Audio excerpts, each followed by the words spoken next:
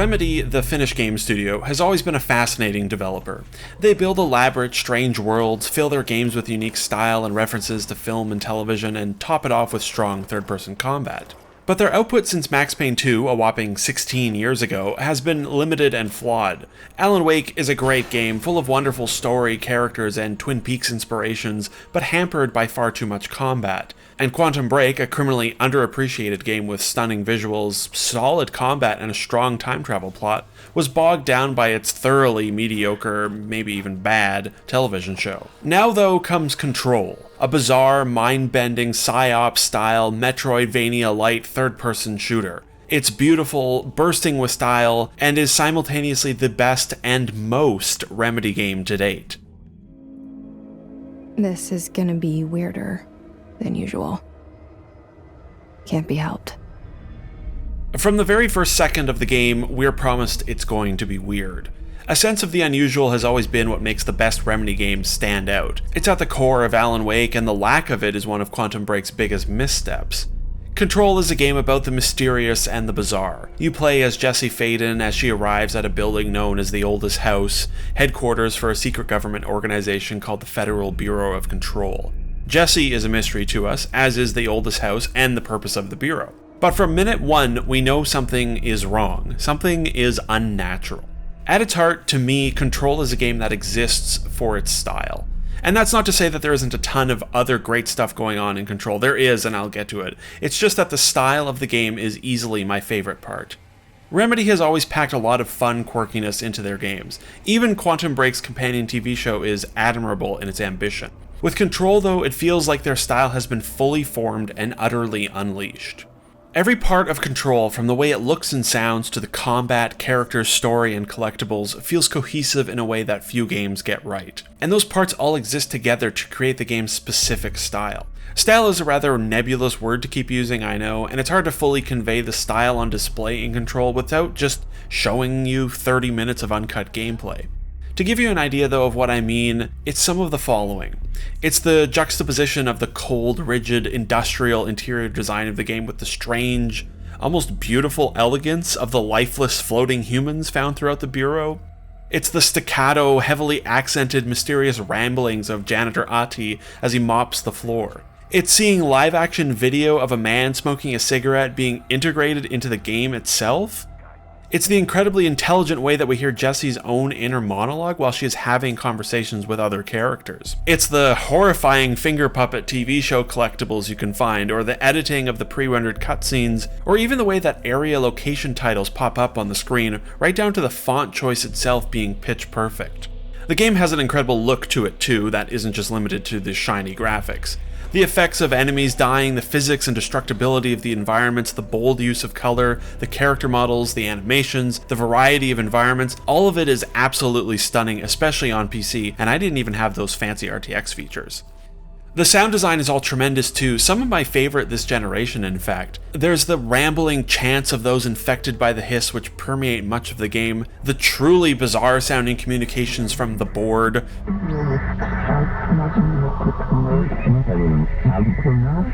Even the menu music is great, though calling it music seems wrong. It's more a soundscape like those found in Eraserhead, bizarre, otherworldly, harsh, and industrial. Then there's even traditional, lyrically driven music that is used a few times to punctuate some really standout sequences in the game.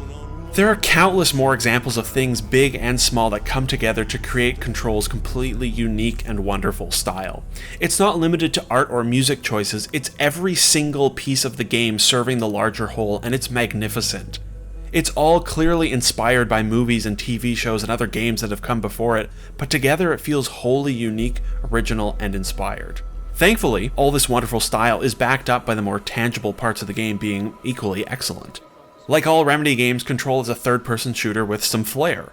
Quickly after entering the Oldest House, you find the service weapon, a strange, pulsing pistol that binds to you and lets you use it. What's unique about it is that the service weapon is the only gun you get, and it has no reloading. Instead, you'll slowly unlock different forms of the weapon itself, fitting into classic archetypes of things like shotgun, machine gun, sniper rifle, etc. You can equip 2 of these weapon forms at once and switch between them on the fly, but both use the same recharging ammo pool. You can begin to enhance the guns with mods that you find while playing. The weapon forms can also be upgraded to allow for more mods to be equipped at once. While the gunplay itself feels excellent right out of the gate, the further in you get, the more cumbersome the menu management for the weapon mods becomes. The mods are all just presented to you in no order with no sorting options, and there's a limit to how many you can carry, so you'll spend time here and there going through and trashing mods. It's a small thing to complain about menus, I know, but it's one of the few parts of Control that stands out as something that could have been better. I also found myself very quickly settling on my 2-weapon setup, that of the pistol and Pierce, a sniper rifle-like version of the gun. And the game isn't good about pushing you to try out the other weapon forms that are available. It's something so many games struggle with and is probably more of a player problem. I could have spent more time using the other weapon forms and stopped myself from getting burnt out on the 2, but I didn't because, I don't know, I'm dumb. Again, it's a small thing.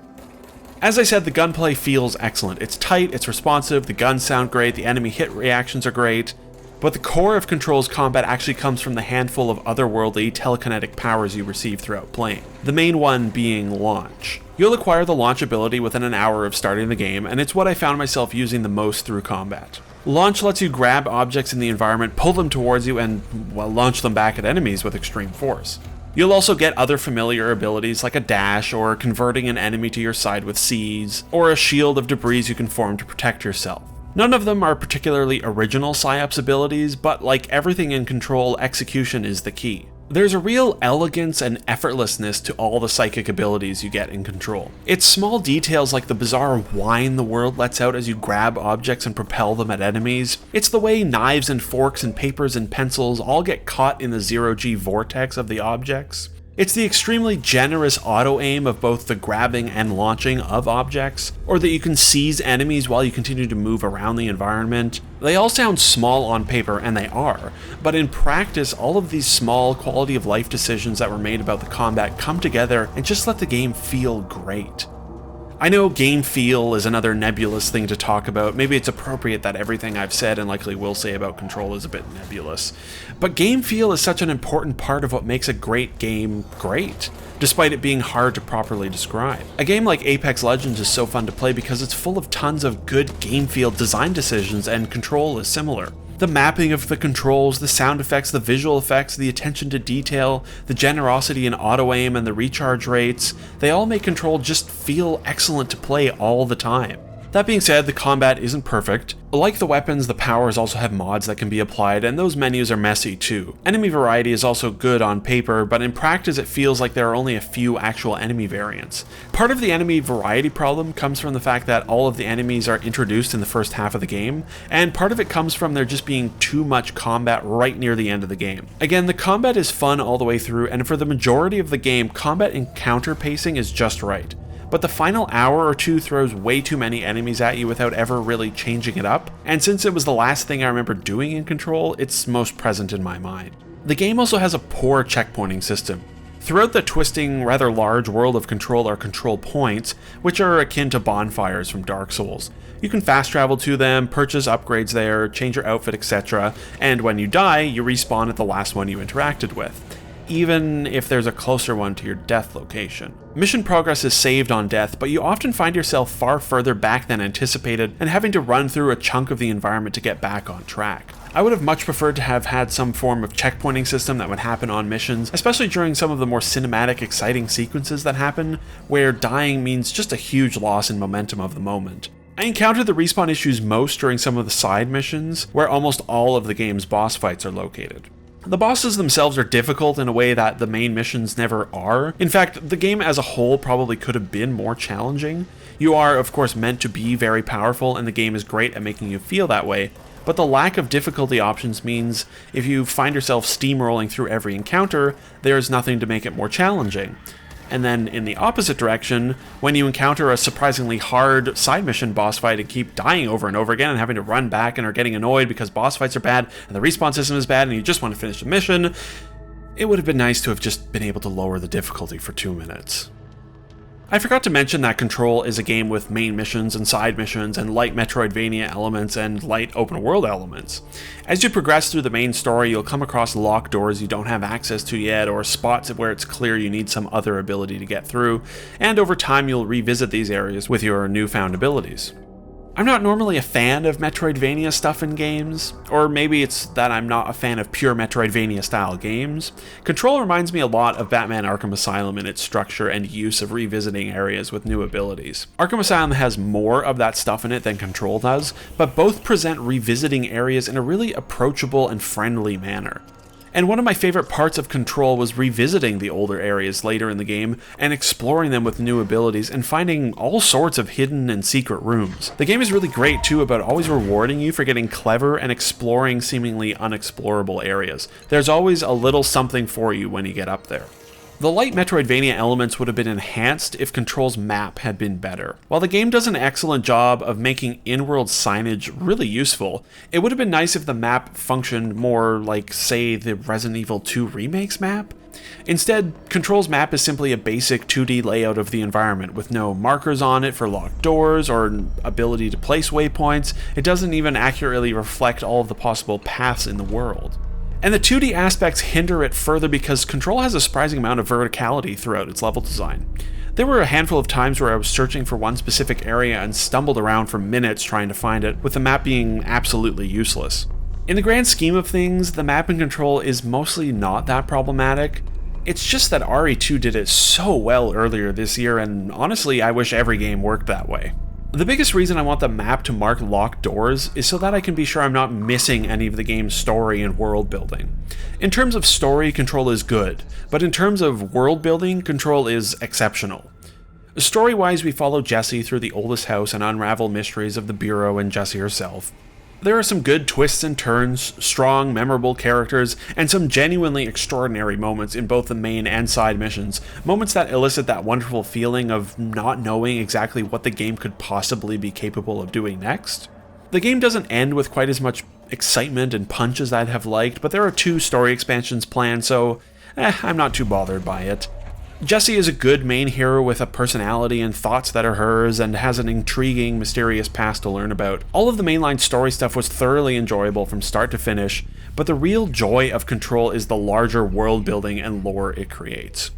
Control has an utterly fascinating and exciting world that is exposed to you through an enormous number of collectibles. In every corner you'll find text documents, audio recordings, radio shows, and live-action video diaries. Often in games, these collectibles feel unnecessary, like they exist purely to tick the box of, yes, this game has collectibles. But the collectibles of Control are vital to the experience. Skipping them is skipping out on half of the fun of the world. Other games are also often bad at presenting lore through collectibles, be it how they are written or the length of individual items. Control's collectibles, though, are all extremely digestible. No text document is ever more than a single page. The writing style is easy and clear. The audio and video diaries are also always short, too, usually under 90 seconds, and they vary wildly in style. The messages from the board couldn't be more different from the video diaries of Dr. Darling, which harken back to the wonderful Dharma Initiative videos of Lost. Slowly uncovering this world is an absolute pleasure. It's a world built for lovers of the X-Files or Fringe, where the weird mysteries that happen in small towns are very real. It's a world of dream logic and reality unraveling.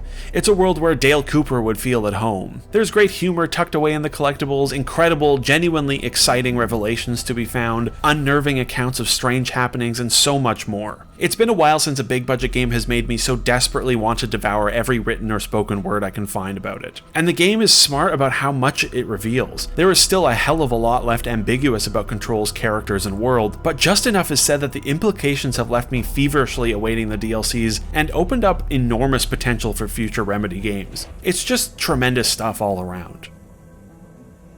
In the end, Control is one of those rare and wonderful games that reignites my excitement for what the future of games will bring. It's extremely weird and confident and beautiful and imaginative. It's one of those games where, despite having flaws and moments that cause me real frustration, 2 minutes pass and I've forgotten the negatives.